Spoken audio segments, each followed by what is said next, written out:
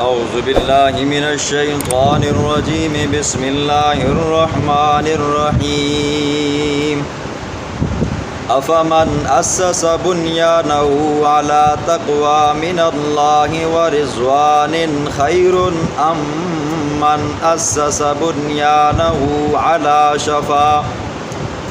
شفا جرف ہار فانہار به فی نار جہنم واللہ لا یہدی القوم الظالمین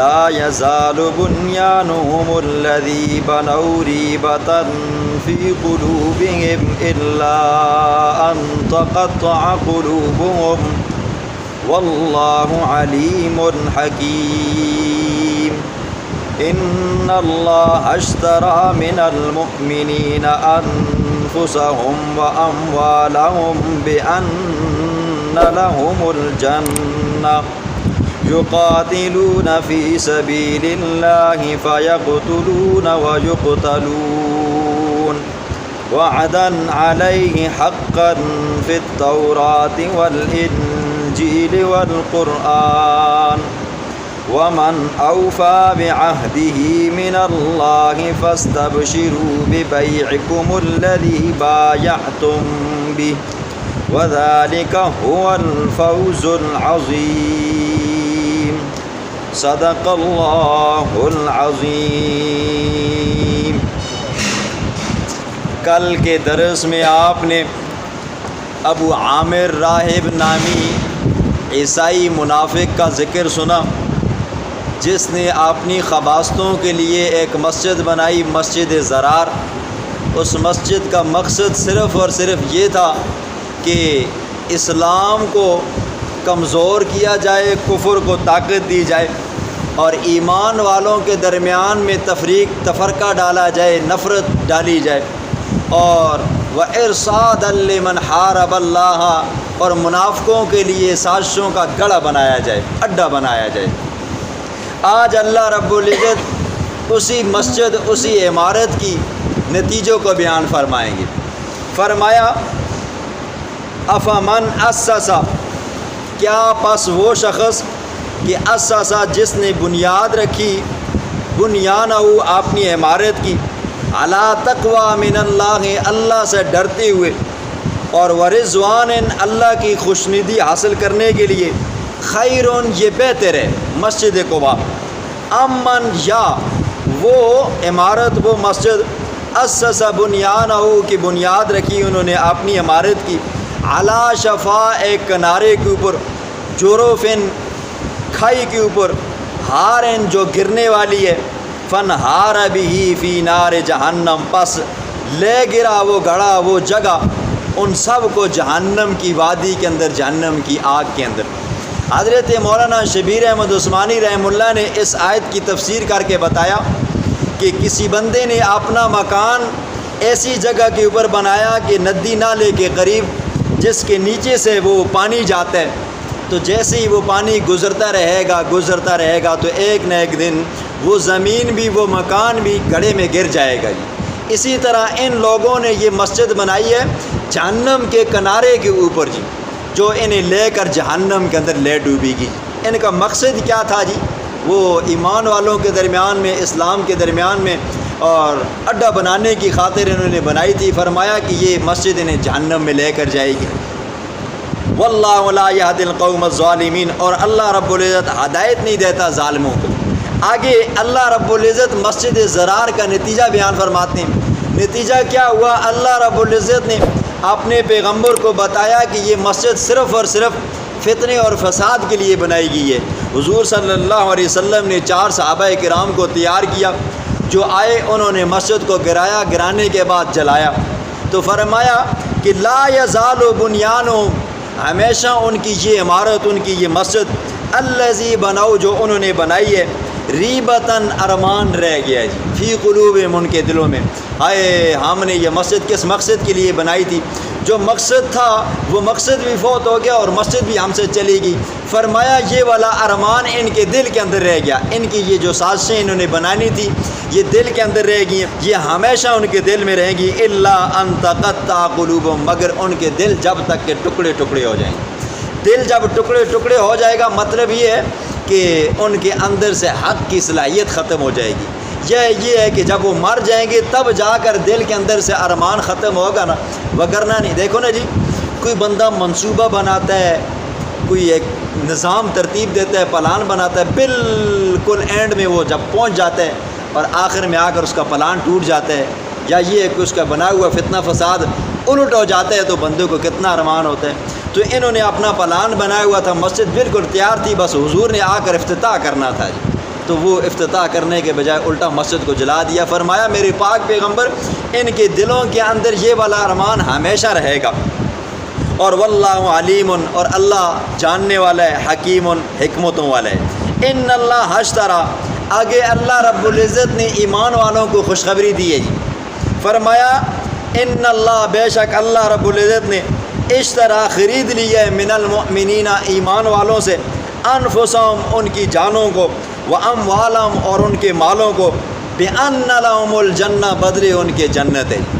دیکھیں حضرت شبیر احمد عثمانی رحمہ اللہ کمال کا تجزیہ کرتے ہیں، مثال دیتے ہیں، فرماتے ہیں دیکھیں خریدنے والا کون ہے جی؟ اللہ ہے۔ بیچنے والے کون ہیں؟ ایمان والے ہیں۔ ایمان والے کیا بیچ رہے ہیں جی؟ اپنی جان کو بیچ رہے ہیں، اور اللہ بدلے میں، پیسوں کے بدلے میں کیا دے رہا ہے جی؟ بِأَنَّ لَهُمُ الْجَنَّةَ، جنت ہے ان کے لیے۔ حقیقت میں یہ جان، یہ مال جو ہمیں ملتا ہے یہ اللہ کا ہے جی۔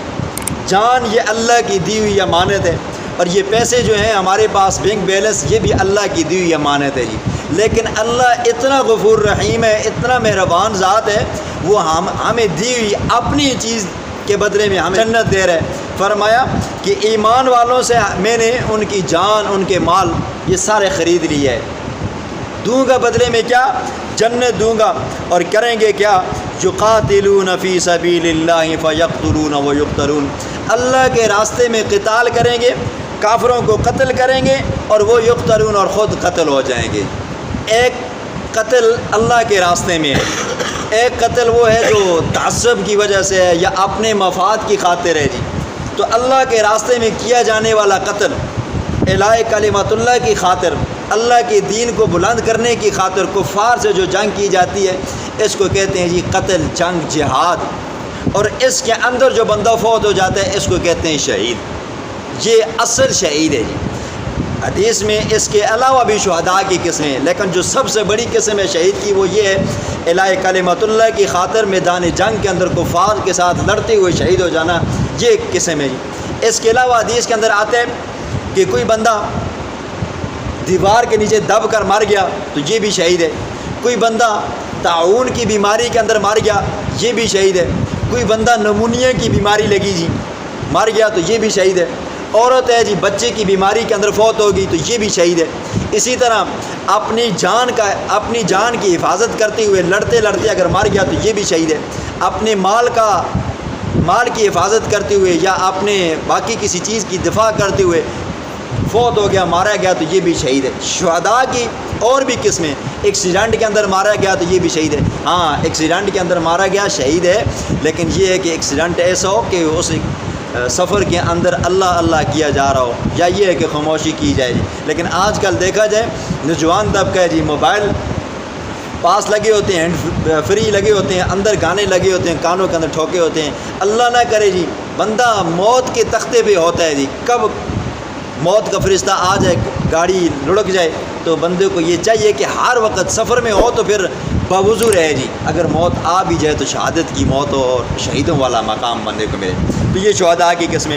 فرمایا وعدن علیہ حقا فی التوراۃ والانجیل والقرآن، اس اللہ کے ذمے ہے جی، سچا وعدہ ہے اللہ کا، تورات میں ہے، انجیل میں ہے، والقرآن، قرآن میں ہے۔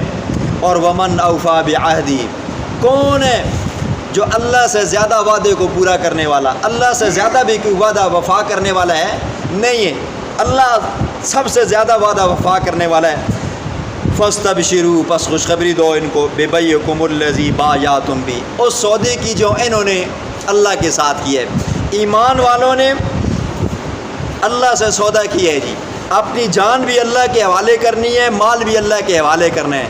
جان اللہ نے دی ہے، جیسے اللہ نے حکم بتائے، جیسے احکامات بتائے ان کے مطابق زندگی گزارنی ہے اور یہ جان وہاں پہ لگانی ہے۔ مال اللہ نے دیا ہے تو مال کا جو حکم ہے جہاں پر بھی خرچ کرنا ہے تو وہ وہاں پر کرو گے تو اللہ نے فرمایا ایسے لوگوں کے لیے جنت ہے۔ دیکھیں اسی لیے فقہا کہتے ہیں جان امانت ہے جی، کوئی بندہ جان کے اندر خیانت کرتا ہے، مثلا خودکشی کرتا ہے تو وہ بندہ مردار موت مرتا ہے، مردار موت مرتا ہے۔ اور حدیث میں آتا ہے جو بندہ دنیا کے اندر خودکشی کرے گا، کسی چیز سے بھی کرے گا، اپنے آپ کو چھری مار کر کرے گا، نس کاٹ کر کے مرے گا، زہر کھا کے مرے گا، تو وہ جہنم کی وادی کے اندر انہی چیزوں سے مرتا رہے گا، جیتا رہے گا، مرتا رہے گا، جیتا رہے گا، یہی عذاب دیا جائے گا۔ اور فقہا تو یہ بھی کہتے ہیں علماء صلحاء لوگ، علاقے کے جو بڑے مقتدر اور پیشوا لوگ ہیں، وہ اس خودکشی کرنے والے کے جنازہ نہ پڑھیں تاکہ باقیوں کے لیے عبرت بنے، کوئی بندہ خودکشی نہ کرے۔ آج اخبار اٹھا کر دیکھو نا جی، ہر دوسرا تیسرا بندہ خودکشی کر رہا ہے، کوئی فقر و فاقے کی وجہ سے کر رہا ہے، کوئی حالات سے تنگ آ کر رہا ہے۔ ہر بندے کی اپنی مجبوری، خودکشی نہیں کرنی، یہ حرام موت ہے۔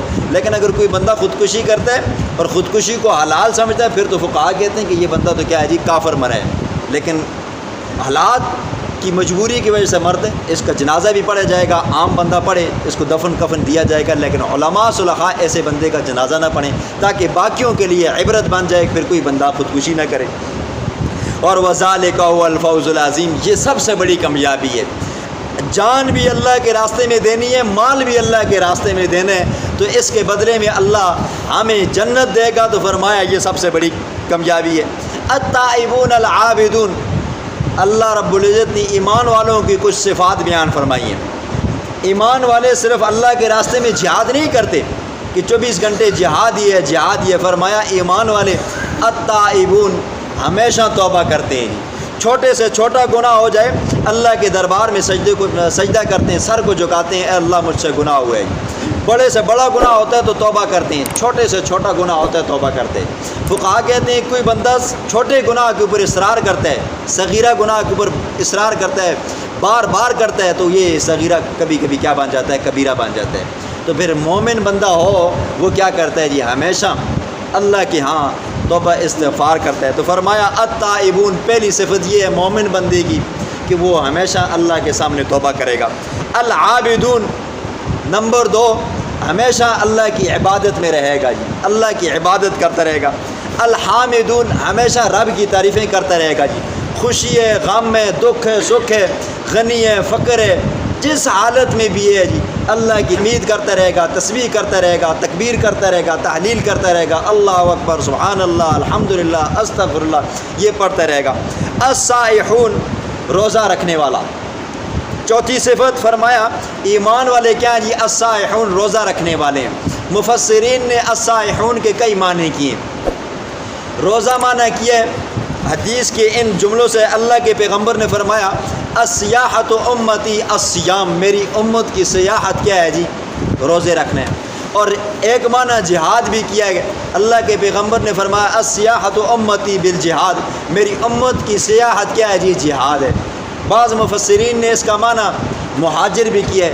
حضرت اکرمہ رضی اللہ تعالیٰ عنہ نے السائحون کا معنی کیا طالب علم، وہ لوگ اللہ کے راستے میں نکلتے ہیں یا اللہ کے دین کو سیکھتے ہیں، تو فرمایا السائحون کے مصداق وہ لوگ ہیں جیسے کہ آج آپ لوگ ہو جی، آپ نے قرآن کھولا ہوا ہے اور اللہ کا دین سیکھ رہے ہو۔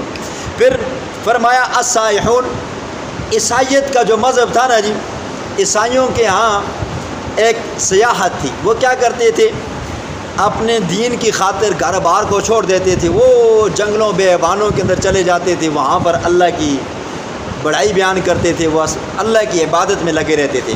اور اسلام آیا تو اسلام نے سیاحت کو رہبانیت کے نام سے تعبیر کیا۔ فرمایا اسلام کے اندر رہبانیت نہیں ہے۔ کوئی بندہ چاہتا ہے کہ میں اللہ کی عبادت کروں، یہ گناہوں سے بچا رہوں، تو فرمایا کہ وہ بندہ روزے رکھے۔ اگر اس بندے کا پھر بھی صبر اس سے زیادہ ہے تو وہ بندہ اللہ کے راستے میں جہاد کرے. لیکن یہ نہیں ہے کہ بندہ گھر بار کو چھوڑ دے, رشتہ داری کنبے قبیلے کو چھوڑ دے, اگر غیر شادی شدہ ہے تو شادی کو چھوڑ دے, اگر شادی شدہ ہے تو بیوی بچوں کو چھوڑ دے, ماں باپ کو چھوڑ کر وہ جنگلوں میں بیابانوں میں جائے. تو یہ شریعت نے منع کی ہے. فرمایا معاشرے کے اندر رہ کر, گھر کے اندر رہ کر اللہ کے بھی حکموں کو پورا کرو اور رسول کے حکموں کو بھی پورا کرو, ماں باپ کے حکموں کو بھی پورا کرو, برادری کے جو حقوق ہیں ان کو بھی پورا کرو, بیوی بچوں کے بھی حقوق ہیں ان کو پورا کرو, ماں باپ کے جو حقوق ہیں ان کو بھی پورا کرو. فرمایا چوتھی صفت ایمان والوں کی یہ ہے الصائحون, روزہ رکھنے والے ہیں جی. الراکعون, پانچویں صفت یہ ہے کہ اللہ کے سامنے رکوع کرنے والے ہیں. الساجدون, چھٹی صفت یہ ہے کہ وہ سجدہ کرنے والے ہیں. الآمرون بالمعروف, ساتویں صفت یہ ہے کہ امر بالمعروف کرتے ہیں, لوگوں کو نیکی کے کاموں کا حکم کرتے ہیں, خود بھی نیک کام کرتے ہیں اور نیکی کے کاموں کی طرف ان کو تلقین کرتے ہیں. اور والناہون عن المنکر, اور لوگوں کو برے کاموں سے روکتے ہیں, خود بھی بچتے ہیں اور لوگوں کو بھی روکتے ہیں. اور والحافظون, نویں صفت ایمان والوں کی یہ ہے اللہ کی حدوں کی حفاظت کرتے ہیں. یہ جو بتایا نا یہ تائبون حامدون سائحون ساجدون آمرون بالمعروف والنہی عن المنکر, یہ ان حدود کی کیا کرتے ہیں, حفاظت کرتے ہیں. اور یہ قرآن کی پہلی آیات ہیں نا جی, ان کا مصداق کون ہے جی, صحابہ ہیں جی. صحابہ کیا کرتے تھے, حضور کے ساتھ بیٹھتی بھی تھے, حضور کے ساتھ جہاد بھی کرتے تھے, اور جہاد کے دوران جب کچھ اونچ نیچ ہو جاتی تو توبہ استغفار بھی کرتے تھے. اور عابدون, ہمیشہ عبادت میں لگے رہتے تھے. حامدون, اللہ کی تعریفیں. اور صحابہ بھی ہماری طرح انسان تھے نا جی, جس طرح ہماری بیوی بچے ہیں, ہمارا کنبہ قبیلہ ہے جی, ہمارا پیٹ ہے جی, اس طرح صحابہ کی بھی تھے جی. ان کے بیوی بچے تھے, ان کے ماں باپ تھے, ان کی بھی کھیتیاں باڑیاں تھیں, ان کے بھی رشتہ دار تھے, ان کا بھی پیٹ تھا جی, وہ بھی کھاتے تھے پیتے تھے. لیکن کیا کرتے تھے جی, یہ 9 صفات صحابہ کے اندر اتم درجے کی پائی جاتی تھی. پھر فرمایا وبشر المؤمنین, میرے پاک پیغمبر ایمان والوں کو خوشخبری دیں. جن جن کے اندر یہ صفات ہیں میرے پاک پیغمبر ان ایمان والوں کو خوشخبری دے. کس کی؟ بِأَنَّ لَهُمُ الْجَنَّةَ, اللہ نے ان کے لیے جنت تیار کر کے رکھی ہوئی ہے.